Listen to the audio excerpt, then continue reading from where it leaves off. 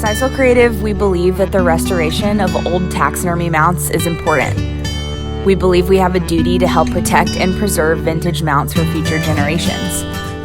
Many of the mounts we restore could not be made today. They're exotics, they're protected, they're endangered, and some might even be extinct.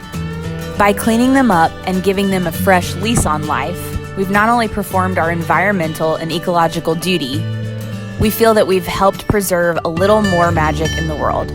There's something really special about seeing an animal up close and full size. We also feel that we're honoring the animal by repairing it and allowing it to educate and inspire another generation of scientists, explorers, artists, and environmental advocates. Many of the mounts we restore haven't been touched in decades, so there's a lot to be done.